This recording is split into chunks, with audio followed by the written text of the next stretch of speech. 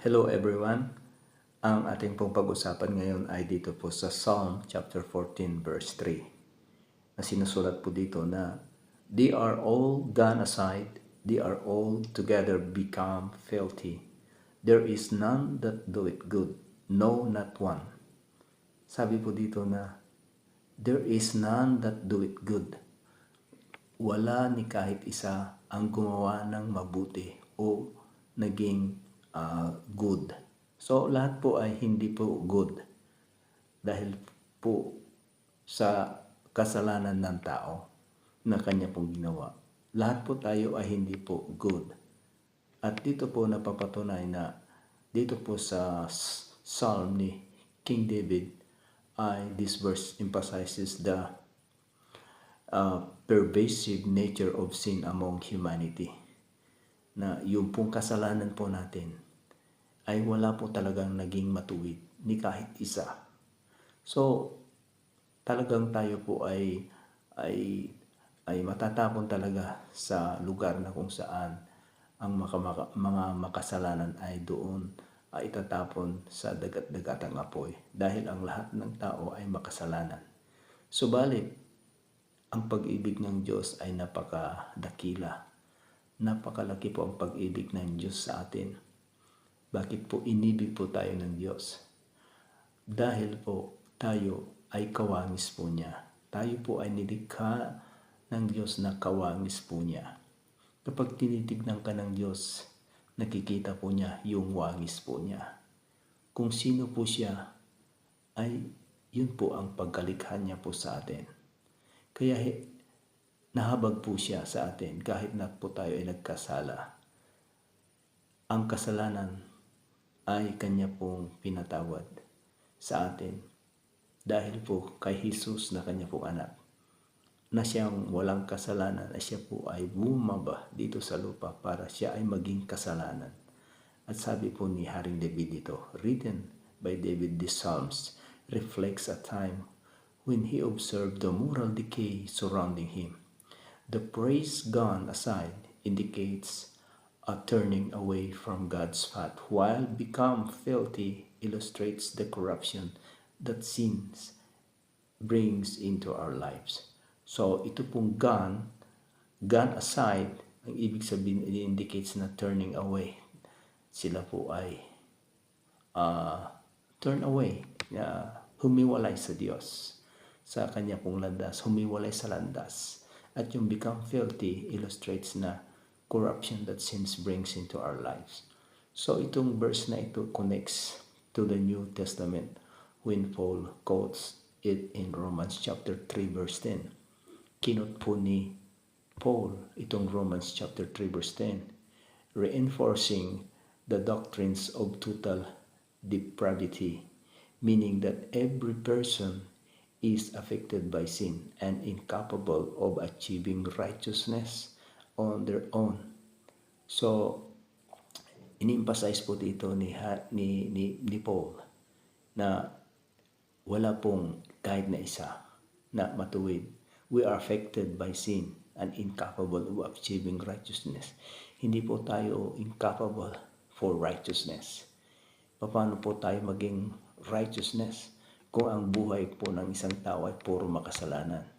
Hindi na po niya alam kung ano ang righteousness because ang kanya pong ginagawa simula nung siya po ay bata ay puro kasalanan. Hindi po niya alam kung paano maging righteous.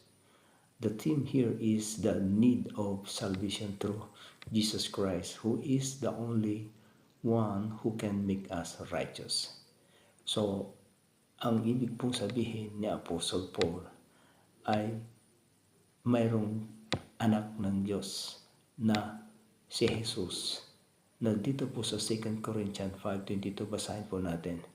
Sabi po dito na now then we are ambassadors of Christ for Christ, as though God did visit you by us. We pray you in Christ's stead, be ye reconciled to God, for he hath made him to be sin for us, who knew no sin, that we might be made the righteousness of God in him. So, dito, sinabi po ni Apostle Paul na, for he had made him to be sin. Sino po ito? Yung walang kasalanan, ginawang naging kasalanan sa atin. For he had made him to be sin for us, who knew no sin, na siya na walang kasalanan, that we might be made the righteousness of God in him. Para tayo na makasalanan ay maging righteous before God.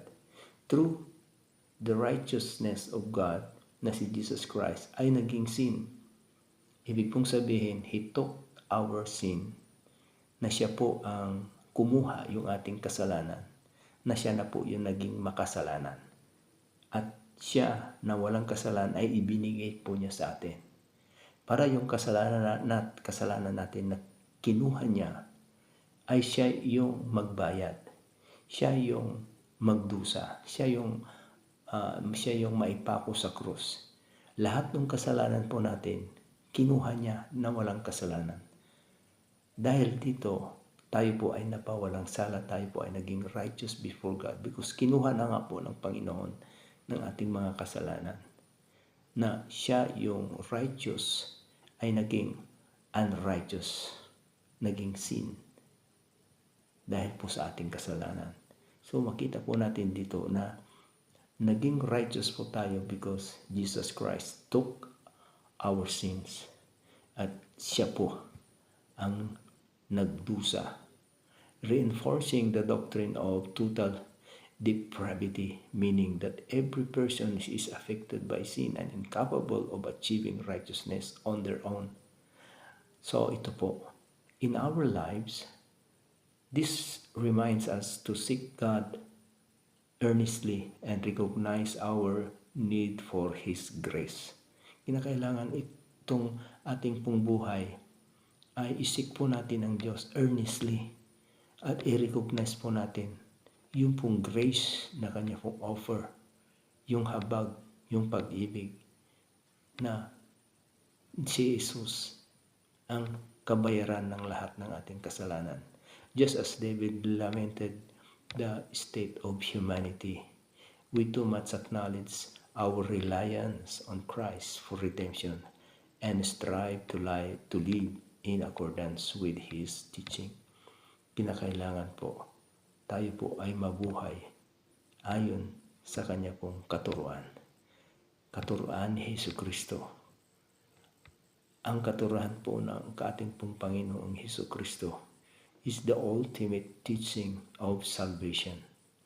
The grace, yung pong habag, hindi po law ang Kanya pong itinuro, kundi yung grace po niya. Just believe Him, just accept Him as your Lord and Savior. Walk and follow His word, follow His teaching. At tayo po ay makakasama sa Kanya pagdating ng araw. Dahil tayo po ay naniwala sa Kanya, ikaw ay naniwala, tinanggap mo siya, Panginoon mo, at ikaw ay niligtas niya, ibinigay sa iyo ang buhay na walang hanggan. So mga kaibigan, ang topic na ito ay napakaganda because wala talaga ang kahit isa na good. Naging bad po tayo, naging sinners po tayo. But because Jesus Christ took away our sins, He that is no sin become sin for our place. Kaya that is the love of God. For God so loved the world. Sino po yung world? Tayo po na makasalanan. For God so loved the world that He gave His only begotten Son, Jesus Christ, that whosoever believe in Him shall not perish but have everlasting life. That is the central message of the Bible. Na yung pong John 3:16 na yan is the love of God. Para ikaw ay magkaroon po ng buhay na walang hanggan. Dahil walang sino man na pwedeng makapasok sa kaharian ng langit. Dahil lahat ng tao ay nagkasala. So kailangan po natin yung magliligtas sa atin yung magpapatawad sa atin sa ating mga kasalanan. Kung wala si Jesus na dumating at namatay sa krus, wala pong kabayaran ng ating kasalanan. At kung hindi siya nabuhay, wala tayong pag-asa na tayo rin po ay mabubuhay. Na may buhay na walang hanggan, ipinakita po niya na mayroon pong buhay na walang hanggan. Siya po ay nabuhay at nandun na po. At nakita pa ng kanyang mga apostles in 40 days after His resurrection. Hindi muna pumunta sa langit but nagpakita muna siya sa kanyang mga disciples. Pinahipo niya, pinakita niya yung mga butas ng kanyang mga kamay na pinagpakuan at sa kanya pong paa. At siya yung Jesus na ipinako sa krus. Ngunit siya po ay nabuhay na muli after 3 days. At ganoon din po tayo mga kapatid. Kung ikaw ay mamamatay dahil sa iyong pananampalataya kay Kristo at ibinigay mo ang iyong buhay sa Kanya, makakasama Kanya. May pag-asa po tayo dahil sabi niya, I will come again. Babalik po siya para sa mga sumasampalataya sa Kanya. So magandang gabi po sa inyong lahat. Nawa po kayo po ay pinagpala sa mensaheng ito at lagi po nating alalahanin na si Jesus ay mahal po tayo dahil mismo siya na nagsabi na mahal po tayo. So magandang gabi po sa inyong lahat. May the Lord bless you.